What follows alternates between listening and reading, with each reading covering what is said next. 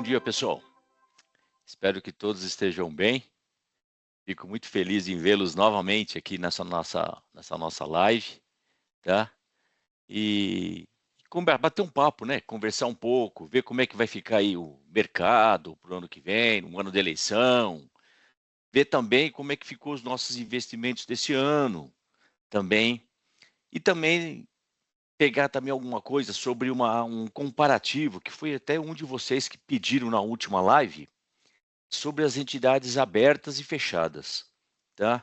Então a gente vai procurar mostrar, mesclar tudo essas informações para vocês e vocês fiquem à vontade para fazer as perguntas no momento que vocês quiserem, tá? Portanto, é uma live, é um bate-papo, não é um negócio meio que engessado, fiquem à vontade, tá? Deu muito certo na nossa live, nossa última live, eu quero, então, a gente está seguindo esse modelo, tá? Temos aqui os nossos convidados, né, que vão passar as informações aqui para a gente, e eu inicio aí, passando a bola aí para o Petro. Petro, fique à vontade e uma boa apresentação. Bom dia, pessoal, tudo bem? Prazer estar com vocês aqui. Obrigado, João e Bruna, pela apresentação. Trabalho aqui na consultoria faz mais de 8 anos já no mercado financeiro. Eu estou na consultoria aqui há uns 3 anos desde que eu voltei.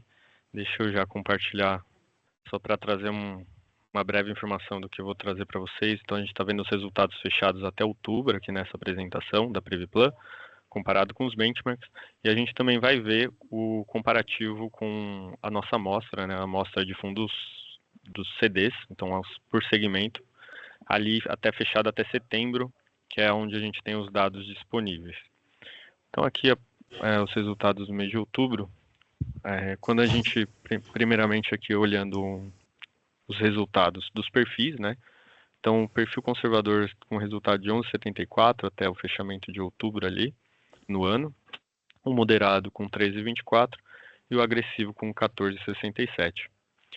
Quando a gente compara com os benchmarks, a gente pode observar que os perfis mais agressivos estão acima ali do benchmark, ou também o moderado ali bem perto do benchmark, né? Esse efeito é justamente por conta da parcela de maior risco ali, então o Ibovespa e também os multimercados que vêm apresentando no ano um bom retorno. O conservador um pouco abaixo, então, aqui do benchmark 105 do CDI. É um efeito diferente do que dos anos anteriores, que vinha ficando bem acima do benchmark. Contudo, ainda assim, um retorno bem elevado para o segmento, né? Justamente por esses juros mais altos. Então, um resultado bem próximo aqui do CDI até outubro, 11,74, praticamente colado aqui com um CDI de 11,76. Até para esmiuçar um pouco mais esses resultados, eu vou mostrar os segmentos para vocês. Esse efeito dali do perfil conservador muito se retrata por conta da renda fixa, que até outubro aqui tem apresentado um retorno de 11,58 contra 12,38 do CDI. Então, embora esse retorno elevado, ainda assim tem ficado um pouco abaixo do benchmark no ano. A Previplan já, inclusive, fez alguns ajustes para a gente diminuir essa diferença. Esse efeito aqui a gente vai ver que também para a indústria como todo no segmento tem tido esse efeito justamente por essa questão desses juros elevados, ter sido mais difícil conseguir bater esses juros, aonde a parcela de risco de mercado, quando dentro dos planos, acabou não performando tão bem como a parcelas de CDI, né? Então, a parcela de indexados à inflação, as NTNBs, acabam não andando tanto. No segmento de renda fixa, a gente tem esse retorno um pouco aquém do benchmark, contudo bem próximo ali do CDI. É um retorno de 11,58, é um retorno bem elevado para o segmento de renda fixa, justamente por esses juros elevados. Contudo, a parcela que impacta um pouco mais a carteira é essa parcela indexada à inflação, que até então, ainda no ano, não andou. Isso fez a gente ficar um pouco abaixo do benchmark. E outro ponto importante é que nos últimos meses também, esse movimento que a gente fez de redução de risco de mercado dentro da carteira ao longo dos períodos dentro da Previplan, aumentando a parcela de crédito. Nos últimos meses, a gente também teve esse efeito de alguns papéis, como o Braskem, impactando o mercado de crédito. Então, é algo que impacta no curto prazo, contudo, ele deve mostrar uma recuperação. A Previplan já fez uns ajustes para a gente, junto com os gestores, para equilibrar essas posições de risco de mercado e também puxar para aqueles ativos que devem ter mais retorno no período. A gente deve fechar o ano mais próximo aqui do CDI, do 105% do CDI, acima do CDI, contudo levemente abaixo aqui, bem próximo do benchmark. É a previsão que a gente tem aqui com os ajustes que foram feitos nas carteiras na parcela de renda fixa. Quando a gente volta um mês para a gente ter esse comparativo contra uma amostra CDs dos clientes aqui da consultoria, a gente tem o resultado, a gente vê que esse efeito não é só na parcela não é só na Previplan. Então, a amostra CD aqui que a gente tem também, até perdendo aqui para renda fixa da Previplan, tendo esse efeito também onde ela está ficando abaixo aqui do benchmark de 105 do CDI, justamente por esse efeito tanto da parcela de risco de mercado, que vem das NTNBs, quanto esses últimos meses o efeito de Braskem e Ambipar ali na parcela de crédito. Seguindo aqui para a parcela de renda variável, a gente vê um retorno bem elevado para o ano, né? Então, um retorno de 23,13 aqui na renda variável até o fechamento de outubro, contra o Ibovespa, que tem apresentado retorno de 24,32. A Previplan tem apresentado um rally bem forte ali contra o Ibovespa, então tem período, se a gente pegar algumas janelas, alguns meses ali, tem períodos que ele vem à frente, tem períodos que o Ibovespa supera.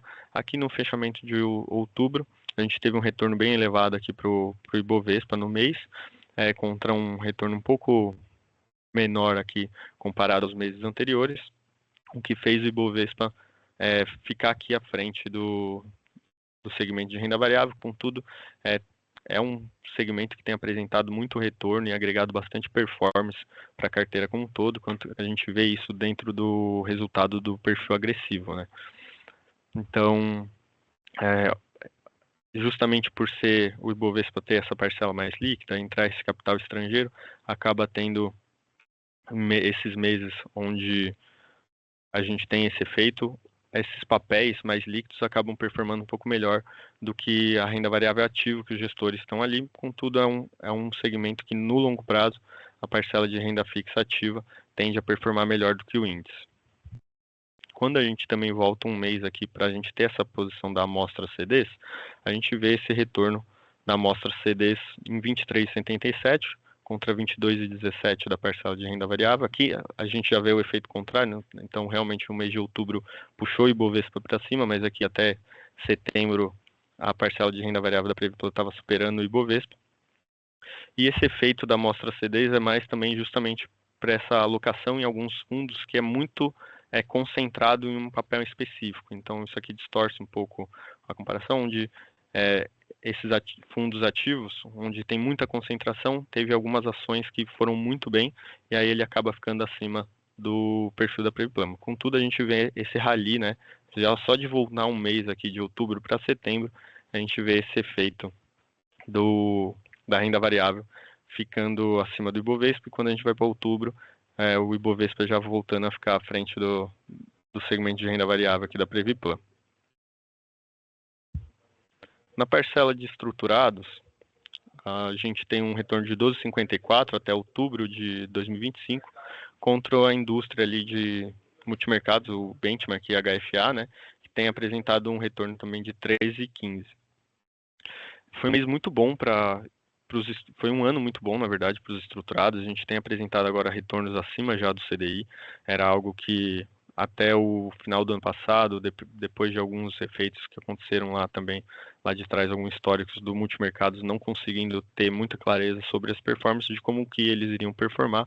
A gente viu tendo uma ótima recuperação ali ao longo do ano e conseguindo agregar o retorno ali para os perfis, ficando até mesmo acima do CDI e agregando esse retorno para os perfis mais agressivos, né? Tanto agressivo quanto moderado, que tem uma alocação maior nessas categorias, eles conseguindo se beneficiar desse crescimento que a indústria de multimercados teve ao longo do ano. Quando a gente compara com amostras CDs ali dos clientes da Inove, que a gente tem até setembro, a gente vê que a Previplan está bem acima, né? Então 11,42 contra 10,35 da amostra CDs. Contudo, a indústria como um todo, né? Quando a gente pega o benchmark, a gente também ficando levemente abaixo ali, 11,75 do IHFA contra 11,42 da carteira de estruturados da Previplan.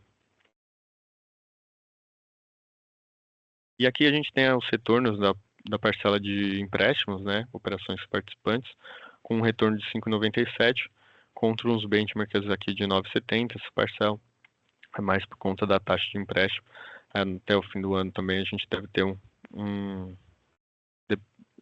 um ajuste, querendo ou não, da parcela de pagamento dos participantes ali dentro do segmento. Eu vou compartilhar com vocês outra apresentação. Bem, pessoal, trazendo o contexto ali do que a gente viu nos segmentos, a gente tem essa visualização agora, onde a gente vai comparar os retornos da Previplan com os retornos dos fundos abertos ali no mercado. Então, ali a gente comparou um pouco contra os próprios benchmarks, né, para a gente ter uma visualização de como a carteira da Previplan tem performado contra os benchmarks. A gente vê que nos segmentos em si, a gente está muito próximos do que é estabelecido como meta. No segmento, quando a gente vai abrindo isso por segmento de renda fixa, a gente vê um pouco mais esse ajuste que ficou um pouco abaixo da meta, contudo, esses ajustes que já foram feitos para essa recuperação. E nos outros, tanto na parcela de renda variável quanto na parcela de estruturados, a gente conseguindo agregar bastante retorno para as carteiras como um todo. Aqui, comparando com as carteiras abertas, é uma apresentação que a gente recebe da parcela de gestão ali, a gente consegue visualizar que esses efeitos de movimento que a Previplan tem a opção de fazer esses ajustes, essa autonomia, né, de redução de vol que a gente vê ao longo do tempo que a Previplan busca fazer para ter menos volatilidade dentro da carteira, se mostra bem assertiva. Então aqui a gente tem a parte de retorno contra a parte de risco. A gente vê que a gente tem, dentro do perfil conservador, em 12 meses, o menor risco com um retorno muito elevado. Então, para o mesmo taxa de retorno, os clientes correndo um risco muito maior, a média da indústria aqui em 1,50, mais ou menos, e comparado com quando a gente vê a Previplan com uma volatilidade de 0,48. Então, um retorno bem acima também, com um retorno de 3,24, contra a média da indústria de 11,77 no período. Aqui a gente já está falando do fechamento de setembro, então a gente também consegue ver esse ajuste um pouco mais para frente aqui, né? 12 meses. Quando a gente vê esse efeito para 24 meses, a gente continua tendo essa visualização para o perfil conservador com um retorno de 27,05, bem acima da média da indústria, que tem um retorno de 22,63, com uma volatilidade bem reduzida, 0,49 contra 1,54, bem próximo no período de 12 meses. E conforme a gente vai aumentando essas janelas aqui para o perfil, a gente continua tendo essa visualização e até uma melhora. Esse efeito é justamente por esse posicionamento e essa autonomia que a Previplan, o conselho ali tem de buscar entender como está funcionando a carteira, fazer essas reduções de risco. A gente viu ao longo dos anos, né, até seguir um pouco mais para frente, para a gente continuar vendo esse efeito, onde o retorno é bem elevado, perfil conservador aqui com 60% contra 53% na média da indústria, uma volatilidade de 0,66 contra 1,55 em 48 meses, e por último aqui que a gente tem do conservador para visualizar, para ver que esse efeito é realmente de longo prazo, a gente com um retorno de 66,08 aqui na Previplan conservador, contra 55,89 na média da indústria. Aqui uma volatilidade de 1,26 contra 1,70. Então, desde lá de trás, quando a gente começou a ter essa visualização de que ia ser períodos de maior volatilidade, a Previplan, o conselho e também junto com a consultoria, os gestores, se posicionou uma maneira de buscar redução de risco, onde essa redução de risco se mostrou muito assertiva e conseguiu, ainda assim, manter junto com a redução de risco, uma boa taxa de retorno, então um retorno muito mais elevado. Então lá em 60 meses a gente começou a ver essa necessidade de redução de risco e ainda assim buscando as melhores alternativas de retorno, onde traz essa configuração que no longo prazo a gente consegue fazer uma redução, por exemplo, de 60 meses. Quando a gente olha para 48, a gente sai dali de 1,26 de vol que a gente tinha, vai para 1,66 e a gente mantém sendo na mostra realmente uma posição muito melhor do que os demais concorrentes aqui que a gente tem na categoria aberta. Justamente por essa autonomia, essa disponibilidade que a Previplan tem em conversar junto com os gestores para fazer essa redução de risco e buscar os melhores ativos. Seguindo, a gente vai ver um efeito bem semelhante no perfil moderado, então a gente tendo um retorno realmente mais elevado do que a média da indústria, retorno de 12,74 em 12 meses, contra a média da indústria de 11,50, a volatilidade de 2,29 contra uma volatilidade maior da indústria, que tem uma volatilidade de 3,30. Aumentando esse prazo, a gente segue com essa visualização, um retorno elevado da Previplan aqui de 25,07, acima da média da indústria de 21,50, e a volatilidade de 2,84 contra uma volatilidade de 3,20. Nos 36 meses, 38,77 contra 30,50 da média da indústria, e uma volatilidade de 3,08 contra 3,30 da indústria. E aqui no 48 meses, 47,72 contra 44,90, a volatilidade mais próxima aqui, né, que foi quando lá atrás a gente já começou a tentar buscar essas reduções de volatilidade e que mostrou assertivas conforme os anos foram se passando, os meses foram se passando, uma volatilidade de 3,44 contra 3,40. Então aqui é um dos períodos apenas do que já foram passados que a gente tem uma volatilidade levemente acima da indústria. E aqui, em 60 meses, esse retorno de 56,24, com uma volatilidade de 3,71, com a média da indústria com um retorno menor ali de 49,20, com uma volatilidade de 3,20. Então, é o mesmo efeito ali que a gente tem no perfil conservador, onde a Previplan se colocou num lugar de baixar o risco da carteira e buscar realmente conseguir ainda assim agregar retorno, a gente consegue observar isso no perfil moderado. Então, esse mesmo posicionamento de redução de risco, onde a gente vê quando os períodos mais longos a gente realmente apresentava um risco maior, contudo, conforme a gente foi diminuindo, a gente continua ainda agregando retorno acima da média da indústria e diminuindo essa volatilidade no longo prazo. No perfil agressivo, a gente também tem uma posição bem elevada aqui na parcela, na categoria de retorno, com um risco menor, então a gente consegue observar que o risco das amostras aqui bem acima, para cima aqui da Previplan agressivo. Quando a gente vê o retorno, o Previplan agressivo apresentou um retorno de 12,17 contra a média da indústria de 8,94, então a gente viu esse efeito ali da parte de renda variável, as demais categorias de risco também, a parcela de estruturado, tendo um melhor retorno do que a indústria como um todo, então conseguindo agregar mais retorno comparado às comparações que a gente tem disponível no mercado.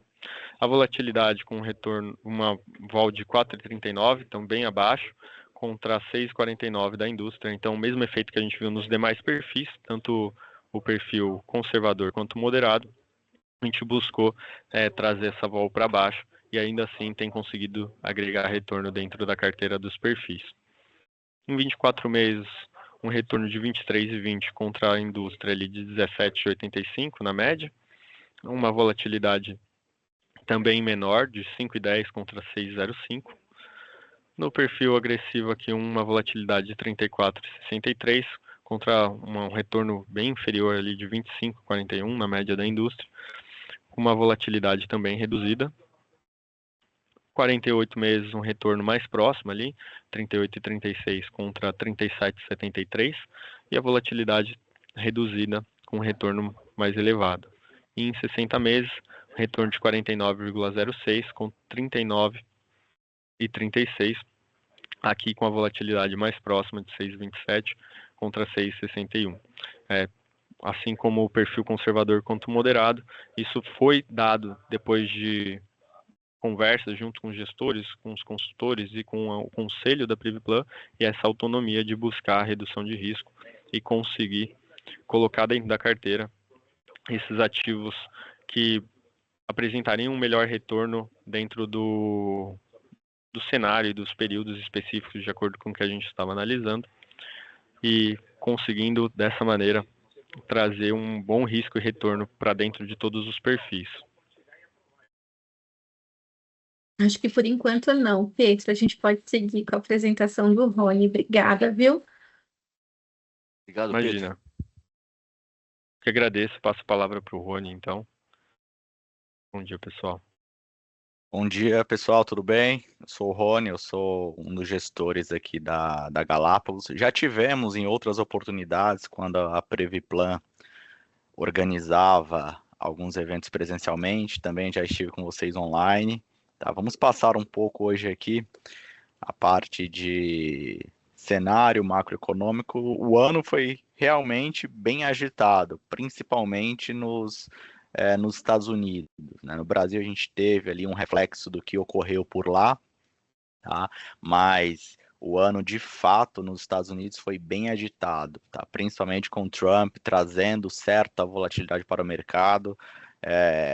Eu acho que a gente viu bastante essa questão das tarifas, né? O quanto foi impactando os investimentos ao longo do ano, desde do primeiro anúncio ali que o Trump fez o dia da liberação, Liberation Day, né, que teve aquele impacto nos mercados, a bolsa caiu 20%, depois dali diversos novos anúncios sobre tarifas foram ocorrendo e o mercado foi se adaptando.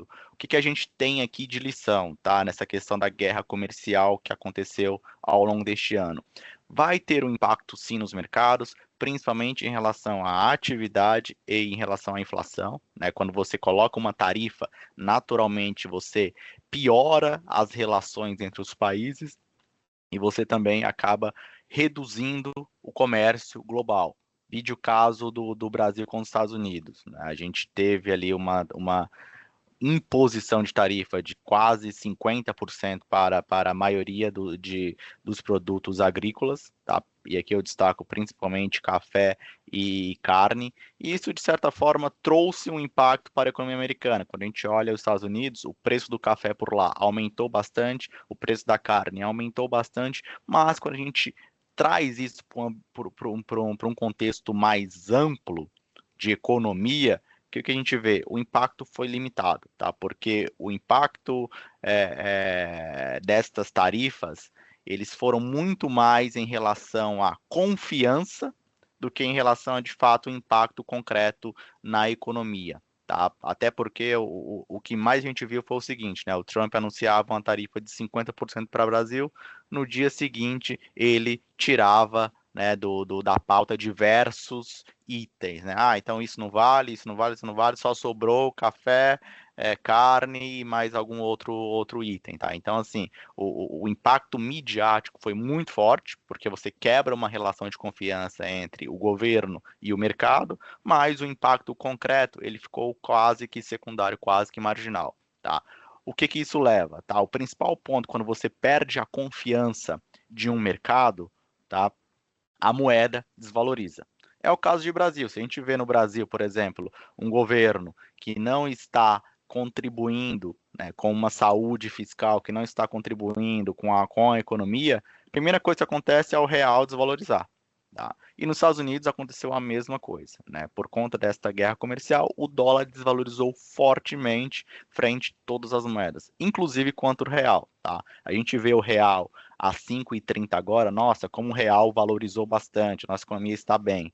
Na verdade, por trás disso, o que aconteceu foi basicamente o dólar se desvalorizando. O real ele ficou parado, como o dólar desvalorizou, dá a sensação que o real se valorizou. Tá? Mas o ponto aqui de partida foi uma desvalorização do dólar, foi uma perda de confiança do mercado com a economia americana que levou a esta desvalorização do dólar e não uma valorização de fato do real, tá? Então é um ponto que a gente tem que que colocar aqui.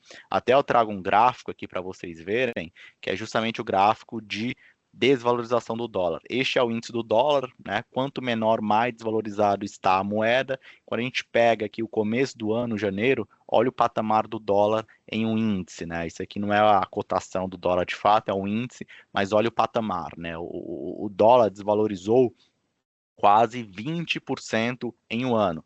É muita coisa para uma moeda extremamente estável como o dólar, tá? O real mexer 20% em um ano, ninguém nem percebe, porque é da nossa economia ser mais volátil. Agora, a principal moeda do mundo desvalorizar 20%, quase 20% em um ano, numa janela de um ano, de 10 meses, tá?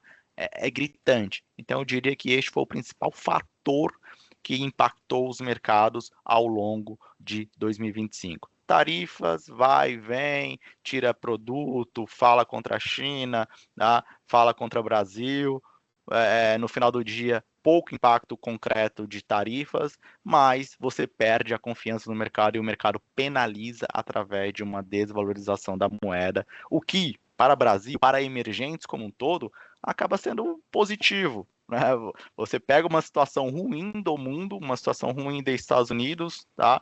E quando a gente olha do ponto de vista de um país emergente, quando você tem uma moeda global, como é o dólar, desvalorizando, é muito bom para o Brasil, porque você acaba segurando, de certa forma, a inflação, você ajuda de outras formas, como a migração de fluxo de capital para cá.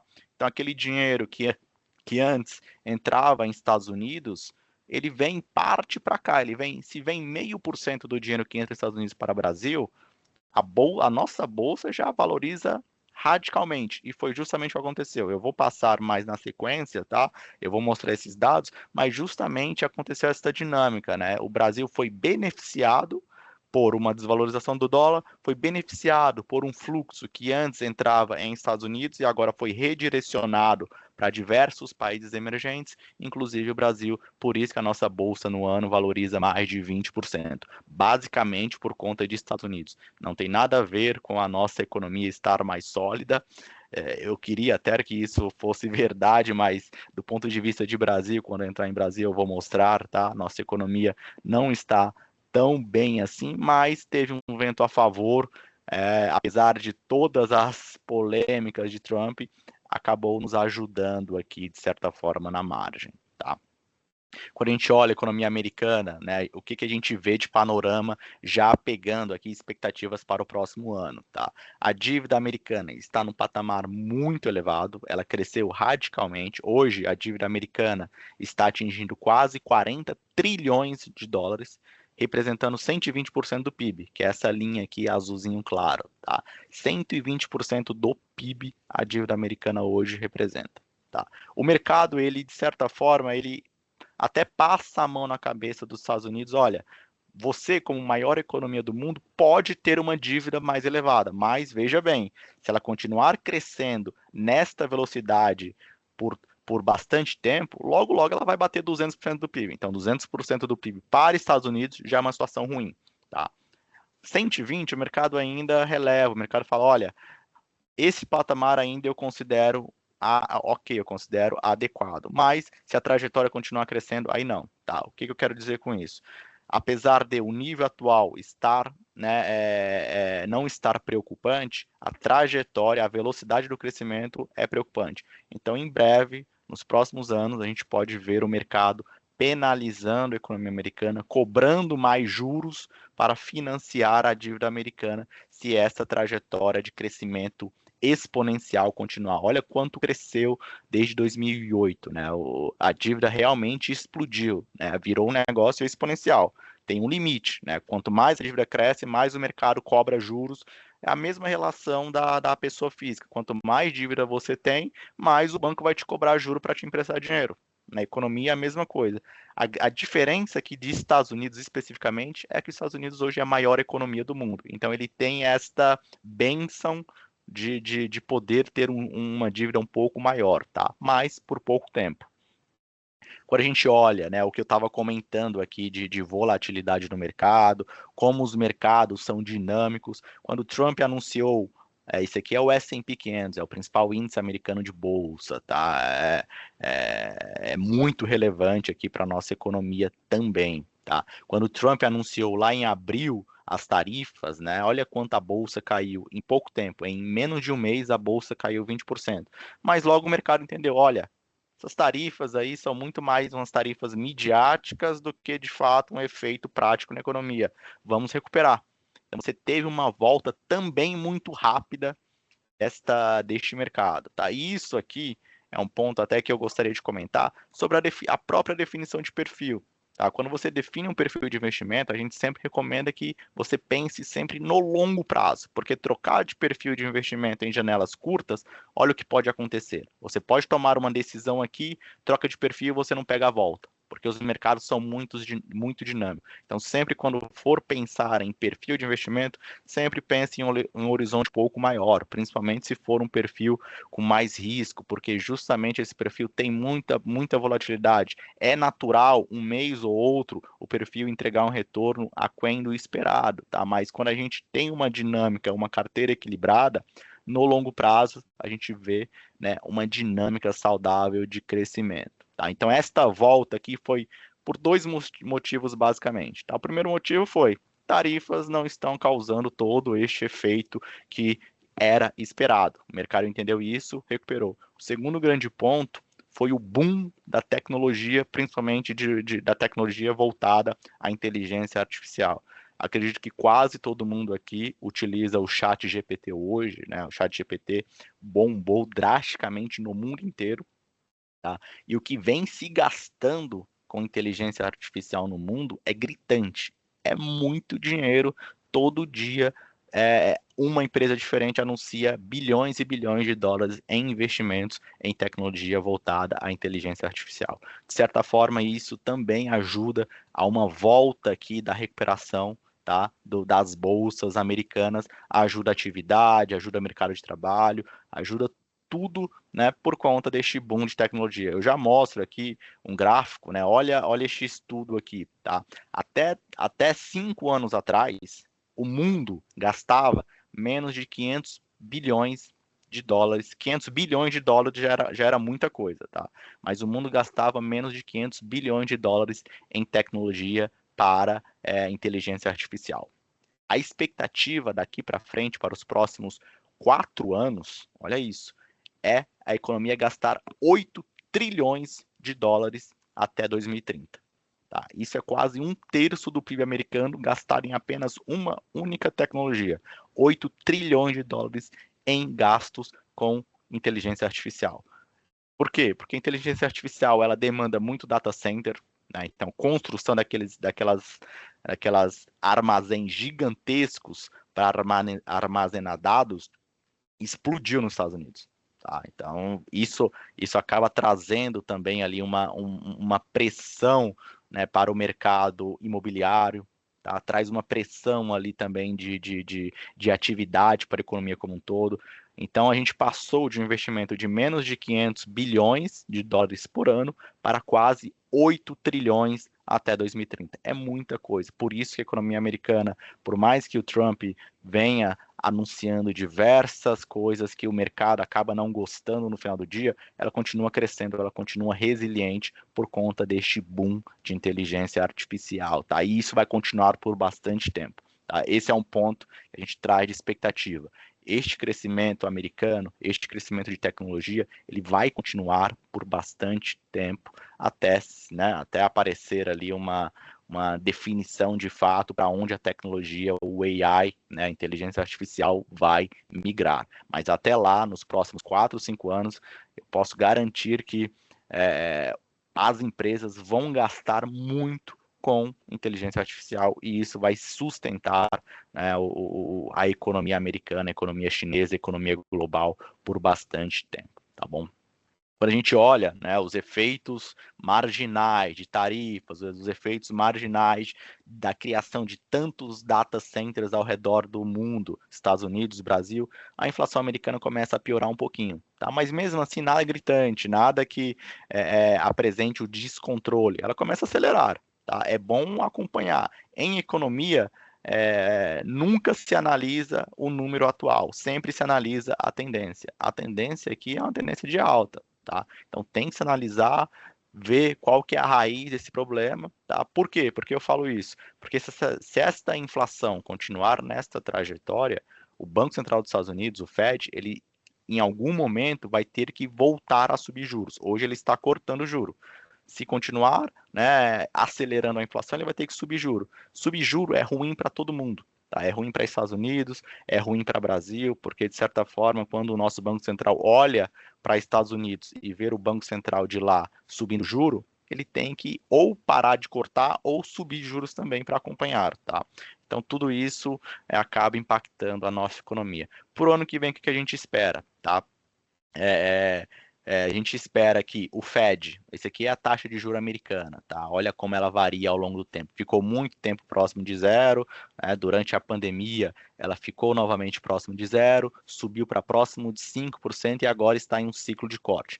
Para o ano que vem a gente espera que o Fed, que é o Banco Central americano, continue o ciclo de corte, tá? Paulatinamente ele continue cortando, mesmo com a inflação acelerando, a gente espera que o Fed corte mais um pouco de juros, chegando ali próximo de 3,5%, 3% de juro, tá? Por que isso? Porque o mercado de trabalho ele teve uma certa piora nos últimos meses, tá? Então o Fed ele olha para duas variáveis, o Banco Central americano ele olha para a inflação aqui a gente viu que está acelerando marginalmente. Não muito, mas está acelerando. E ele olha para o mercado de trabalho. E o mercado de trabalho piorou nos últimos 3 meses. Tá? Então, ele olhando, coloca na balança, né, essas duas variáveis. Olha, eu tenho uma inflação que eu preciso olhar, talvez eu não possa cortar tantos juros aqui, mas o meu mercado de trabalho está desacelerando muito. Então, eu preciso cortar juro. Então, na combinação dessas duas variáveis, ele está cortando o juro. Tá? Mas tem um limite também. O limite vai ser o quê? Vai ser a inflação. Se a inflação continuar subindo muito, o Fed vai parar de cortar juro, inclusive vai inverter a mão, vai começar a subir juros. Tá? É o que a gente acompanha no dia a dia, justamente para trazer esta sensibilidade aqui para o Brasil. Tá? Olhando, né, aqui passando para a Europa está numa situação um pouco diferente, não está envolvida diretamente com esta tecnologia nova, inteligência artificial, a inflação está controlada por lá. Veja, olha a tendência da inflação da Europa. A tendência está bem controlada, bem de lado, que é ok. Por isso que o Banco Central Europeu cortou bastante o juro. Tá? E a expectativa é que corte mais no ano que vem. Tá? Porque não está enfrentando ali um repique de inflação, a economia também não cresce muito. Tá? Então a Europa é aquele marasmo, né? Não cresce muito, não tem muita inflação, o Banco Central Europeu corta juro. O único problema da Europa hoje é o seguinte: ela está muito próxima de muitos conflitos geopolíticos. Ela está muito próxima do conflito Ucrânia-Rússia, ela está muito próxima do conflito Israel, Irã, Hamas. O que isso traz aqui para a Europa? Tá? Uma preocupação com gastos. Tá? Hoje, a Europa gasta aproximadamente 300, 400 bilhões de euros por ano. Todos os países europeus eles gastam 400 bilhões de euros por ano com defesa, ou seja, com investimento em arma, com investimento em tecnologia para a defesa. O que a Europa se comprometeu a partir do ano que vem? Gastar 5% do PIB. Hoje ela gasta 2% do PIB com defesa. Ela vai mais do que dobrar os gastos com defesa a partir do ano que vem. Tá? Então este número aqui vai chegar próximo de 1 trilhão de euros a partir do próximo ano. O que isso quer dizer? Pode gerar ali alguma questão de piora do resultado fiscal. Tá? A Europa não é um dos lugares mais, né, controlados em termos de dívida. Tá? Quando a gente olha a dívida dos principais países, são dívidas bem elevadas, principalmente aqui Itália, França, Espanha, que são os principais países, já possuem dívidas acima de 100% do PIB. Tá?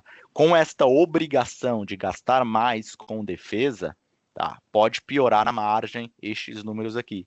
Piorando estes números, né, você tem ali um reflexo em inflação, você tem um reflexo em juro do país, tá? do bloco, neste caso. Então, é bom acompanhar como que estes gastos adicionais em defesa vão impactar, tá, a economia europeia. tá? Entrando aqui em Brasil, tá? Eu estou passando mais rápido para a gente cumprir um pouco o tempo aqui e vocês fazerem perguntas para a gente, tá? O que a gente vê aqui de situação, tá? O Brasil ele tem um risco fiscal ainda muito forte, tá? Hoje, se vocês me perguntarem qual que é o principal problema do Brasil, o risco fiscal. O Brasil gasta mais do que arrecada, tá? E não tem expectativa de melhora. Tá? Então, este é um ponto que vem há muito tempo. Entra governo, sai governo, muda para a direita, da esquerda, para o centro. É um problema enraizado na nossa economia. Tá? E a gente precisa acompanhar de perto essa situação.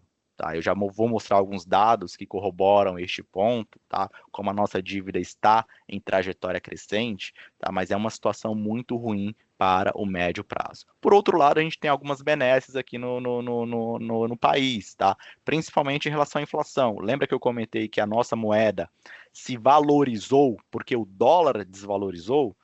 De certa forma, ajudou a controlar a nossa inflação. Hoje, a nossa inflação está muito mais saudável do que o mercado esperava há 6, 8 meses atrás. Tá? O mercado tinha uma expectativa muito ruim para a inflação neste ano, a inflação até que se comportou ao longo do ano, tá? Por conta deste vento a favor de Estados Unidos. Tá? Toda esta lambança, né? Toda esta volatilidade que o Trump trouxe, né, com tarifas, ajudou a nossa inflação no final do dia. Tá? O nosso mercado de trabalho está muito bem, obrigado. Tá? Claro que tem algumas situações aqui que eu preciso comentar, tá? Mas estamos na menor taxa de desemprego da história.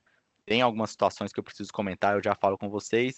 Já tem espaço para queda na Selic. Tá? A nossa Selic hoje está em 15%. Então, o Banco Central olha da seguinte forma: olha, a inflação está controlada, então eu já tenho espaço para cortar. Os Estados Unidos está cortando o juro, talvez eu tenha espaço para cortar. Tá? Por que não cortou ainda? Né? Porque se a inflação está controlada, se o Fed lá nos Estados Unidos está cortando o juro, por conta do risco fiscal. Tá? Então, o nosso Banco Central ele tem espaço para cortar, mas ele está sendo mais cauteloso por conta do risco fiscal. Tá? E ano que vem será um ano extremamente agitado por conta de eleições. Todo ano de eleição é um ano mais volátil, é um ano onde os mercados, os investidores no geral, tá? Eles se posicionam em cima de pesquisas eleitorais, então sai uma pesquisa a favor de um lado, o mercado reage, sai uma pesquisa a favor de outro lado, o mercado reage de outra forma, tá? Ano que vem vai ser assim, a gente já está acostumado a trabalhar desta forma, tá? A carteira da Previplan, a gente discute muito ela para enfrentar qualquer cenário.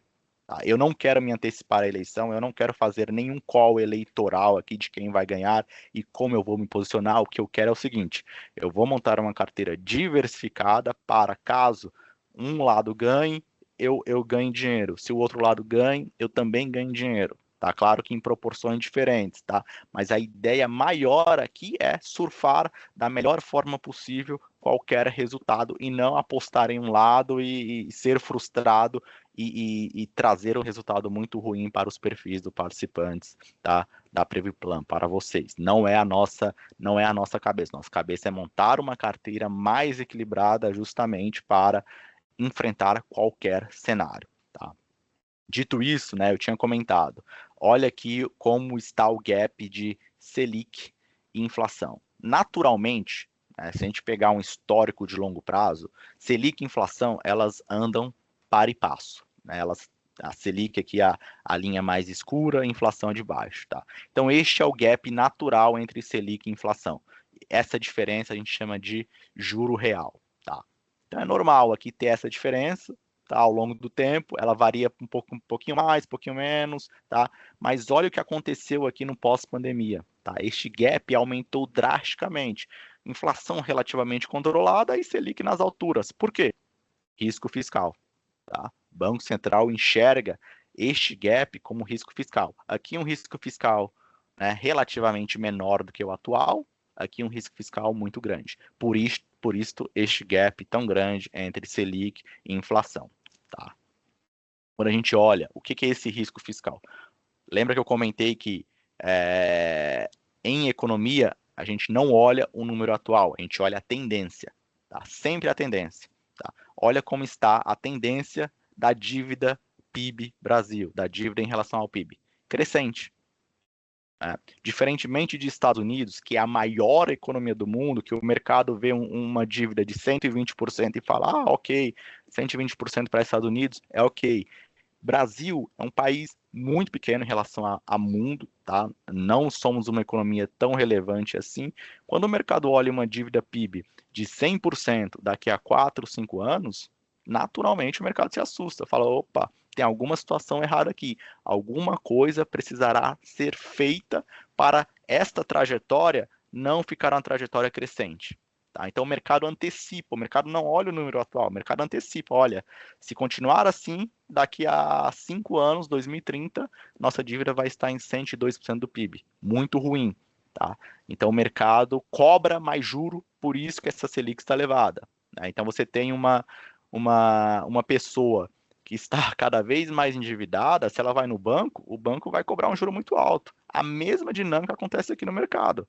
Se a nossa dívida está muito elevada, os investidores, vocês como investidores da Previplan, investidores do fundo de pensão, não vão querer financiar o Brasil com 10% de juros. Não, eu quero 15%, porque o juro está muito, porque a dívida está muito elevada. Tá? Esta dinâmica que acontece no dia a dia. Tá? O que precisa ser feito?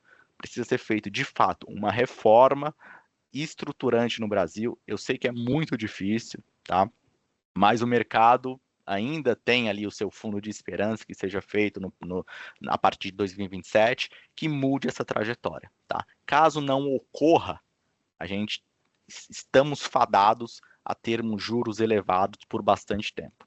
Tá? Eu não diria que seja juro próximo de 15. 15 realmente está muito esticado, mas próximo de 12 por muito tempo é totalmente plausível, tá? Se nada for feito. Tá? Quando a gente olha a taxa de desemprego que eu tinha comentado, né? Olha como está na mínima histórica. E o ponto que eu queria trazer aqui de especial é o seguinte: tudo bem, o nosso desemprego está na mínima histórica, quase todo mundo empregado, mas isto aqui é um efeito muito grande dos aplicativos em geral. Uber, 99 Táxi, iFood. Quando uma pessoa hoje no Brasil ela fica desempregada, né? Antes ela não tinha para onde ir, ela ficava desempregada de fato, né? A reposição no mercado de trabalho demorava um pouco mais. Hoje o que acontece? Tá? Ela fica desempregada, no dia seguinte ela começa a trabalhar como entregador do iFood, tá? E essa é a realidade brasileira de fato, tá? Nua e crua, tá?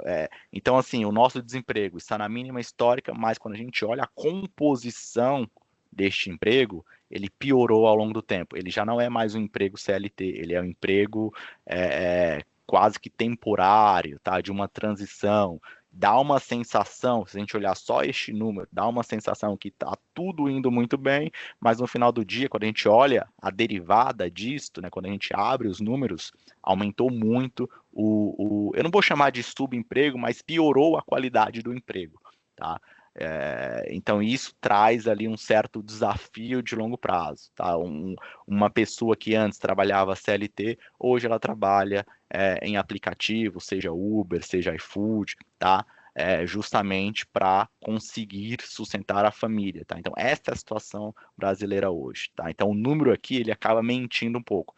Claro que é melhor do que estar aqui. Tá?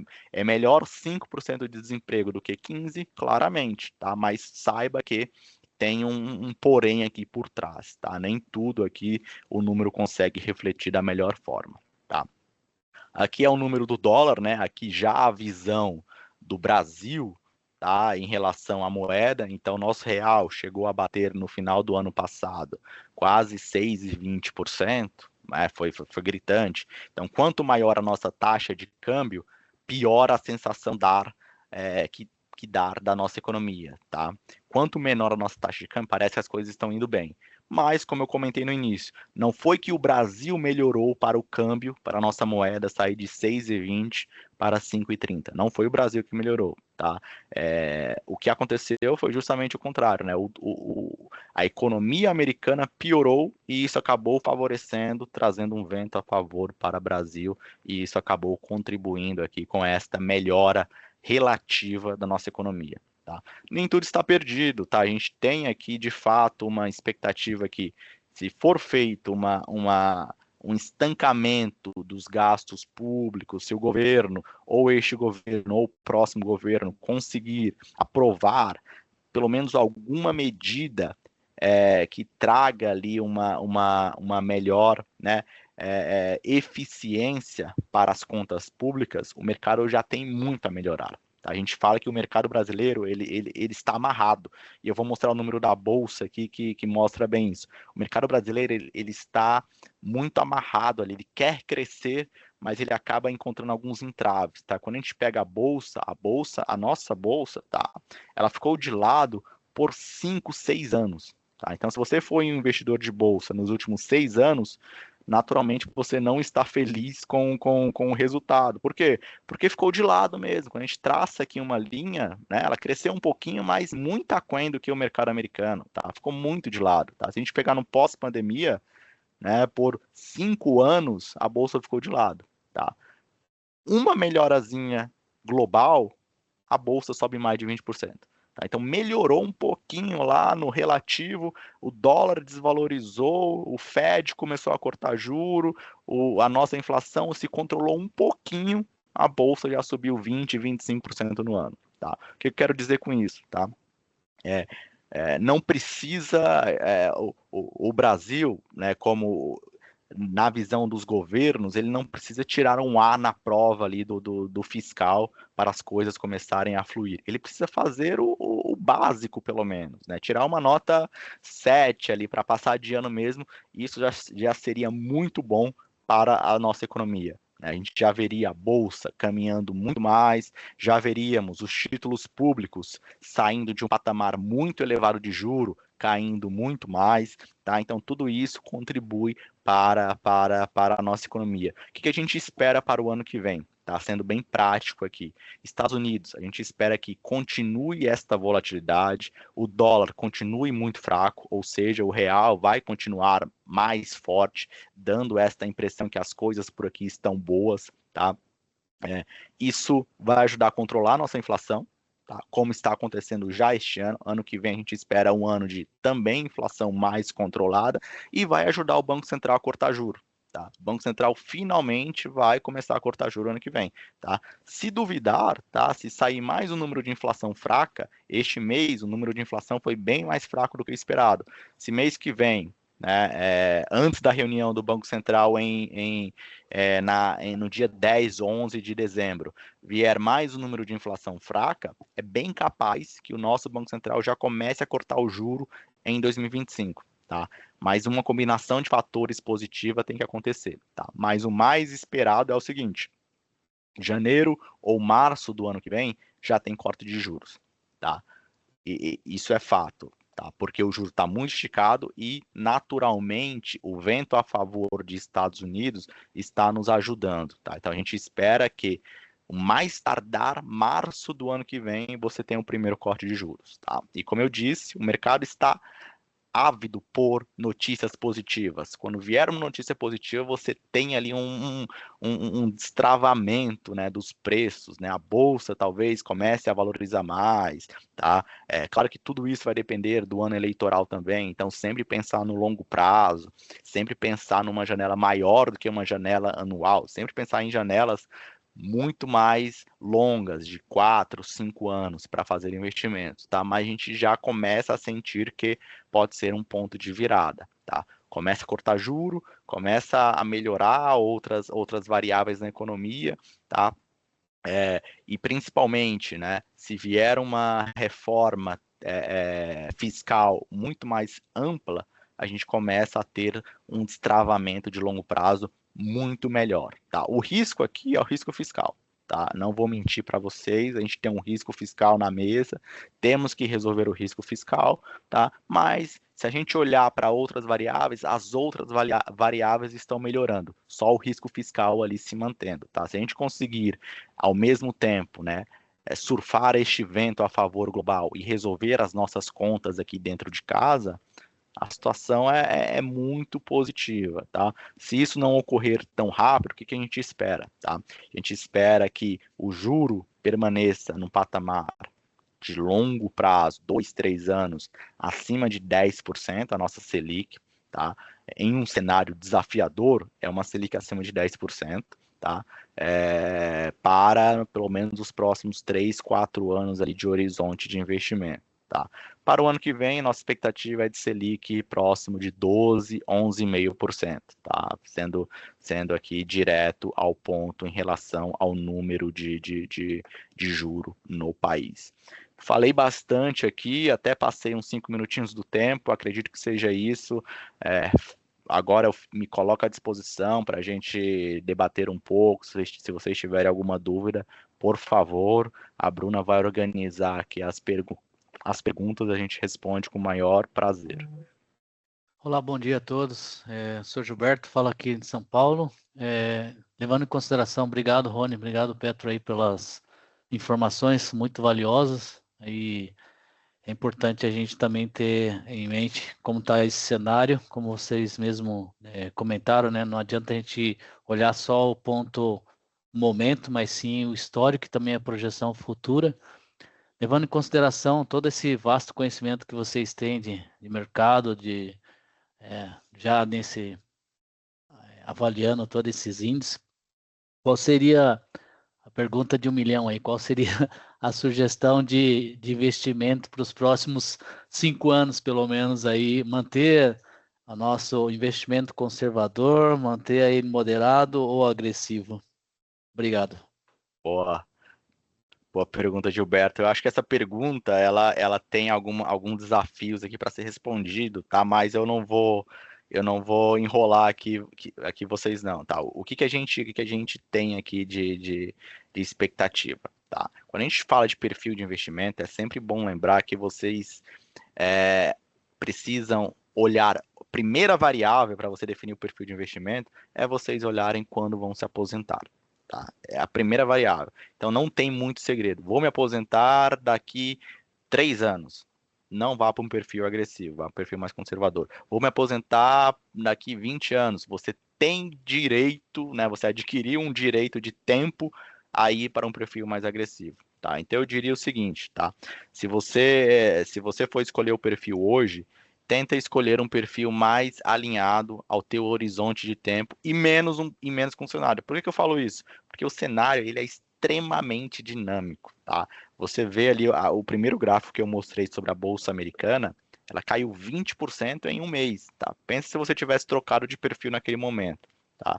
Então, assim, sempre pense em perfil de investimento, tá? Alinhado ao teu horizonte de usar os recursos que você acumulou, que a Previplan acumulou ao longo do tempo, tá? Você vai tomar a melhor decisão se você seguir desta forma, tá? Esta dinâmica de quanto tempo, qual perfil eu posso alocar. E aqui eu falo, né? Quanto menos tempo você tem para se aposentar, você deveria migrar para perfis mais conservadores.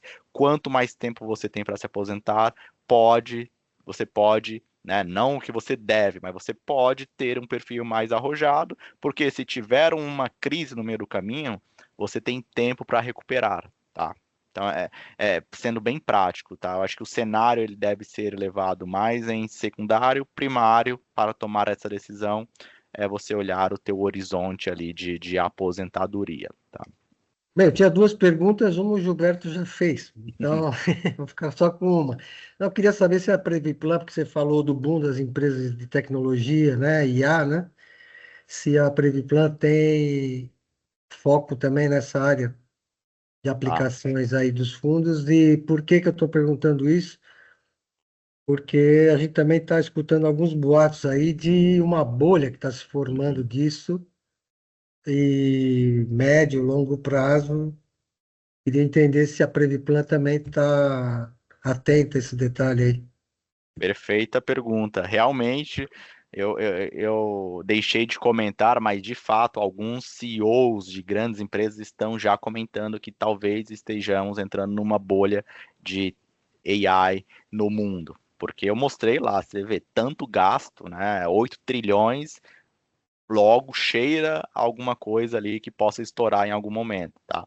A Previplan não tem exposição diretamente, tá, a estes investimentos. Indiretamente, como que a gente faz essa alocação? A Previplan hoje, ela possui fundos multimercados que eles conseguem capturar de forma tática, nunca de forma de carrego de longo prazo, mas de forma tática estes booms de curto prazo, tá? Então, alguns fundos que a gente aloca conseguiram, se beneficiaram deste retorno de AI no mundo, tá? Porque eles conseguiram investir de forma tática. O que é forma tática? Ele investe por 2 meses, desmonta a posição, tá? Então é um gestor muito mais dinâmico. Então parte dos investimentos da Previplan conseguiu se beneficiar desta alta positiva ali que teve este segmento ali, esses investimentos gigantescos em investimento de tecnologia, tá? Mas quando a gente olha hoje, os gestores que a gente investe, tá, que antes faziam investimentos assim, eles também estão receosos, tá? Então essa posição hoje eu diria que é muito pequena, tá? Então a Previplan hoje ela não está exposta de forma tão grande assim a AI, tá? Os gestores realmente são bem mais táticos ali na entrada e na saída de investimentos, tá? Ok, obrigado. Imagina, isso é importante, tá? Porque assim, pensa vocês como alocadores do perfil da Previplan.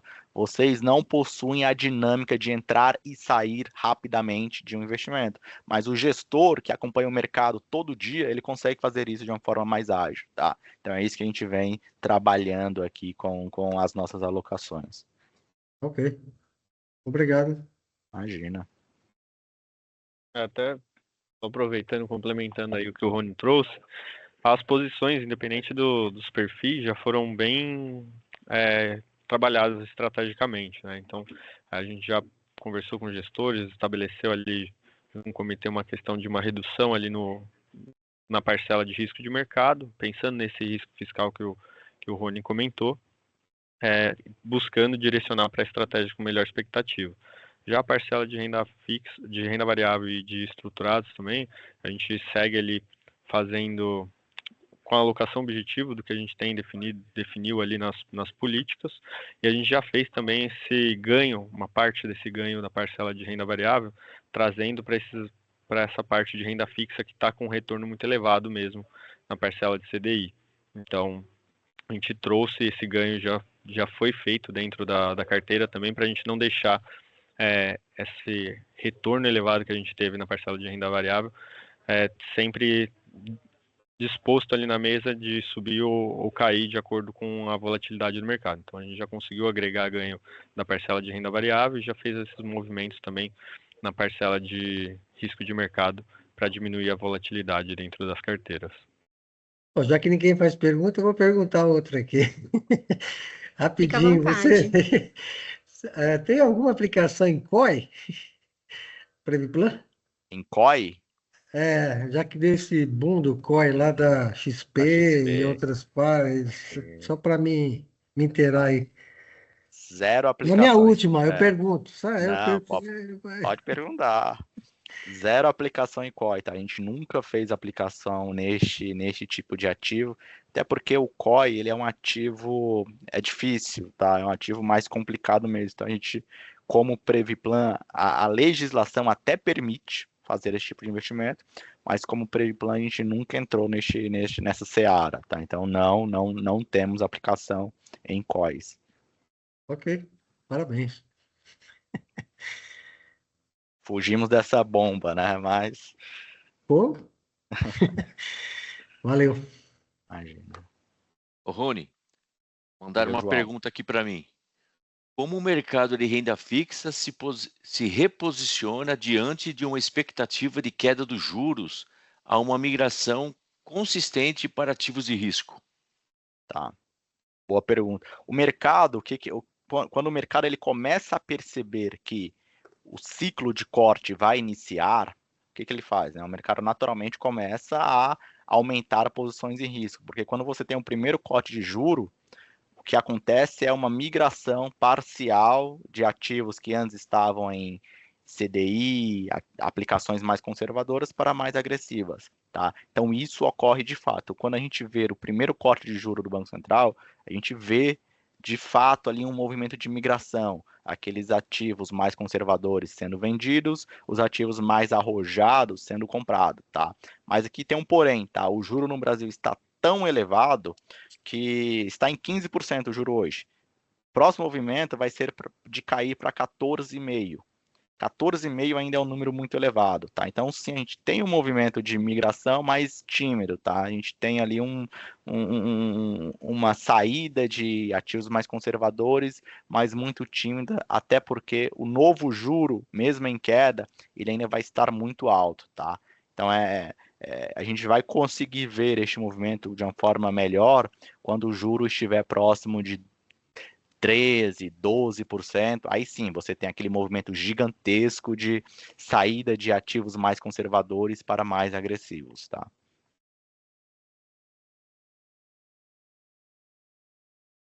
Rony, tem uma pergunta aqui da Aline no chat, não sei se você consegue ver. Ela está perguntando se a Previplan investe em Bitcoin ou em criptomoedas. Tá, eu não consigo ver, mas a gente responde aqui, não investe, tá? A Previplan, por que não investe? Não é nem porque o ativo é ruim, ou o ativo é bom, ou é muito volátil. Não investe porque a legislação brasileira de fundos de pensão, ela não permite, tá? Então, o fundo de pensão hoje, ele não pode investir em qualquer ativo que esteja ligado a criptomoedas, tá? Seja Bitcoin, Ethereum, a gente não pode fazer esse tipo de investimento por legislação, tá? Pessoal, só complementando aí. Inclusive, essa atualização foi esse ano mesmo.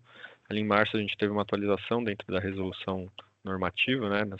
Veio a 5.202 e ela começou a vedar realmente esses ativos, não somente em compras diretas, mas também até dos fundos que vão fechados, por exemplo, os estruturados, onde eles vão a nível de ativo. Dentro deles, os regulamentos também tem que trazer essa vedação para criptoativos. Obrigada, Aline, pela pergunta. Tem uma pergunta aqui também.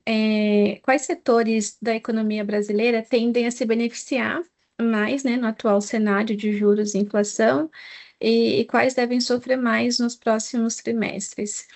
Tá.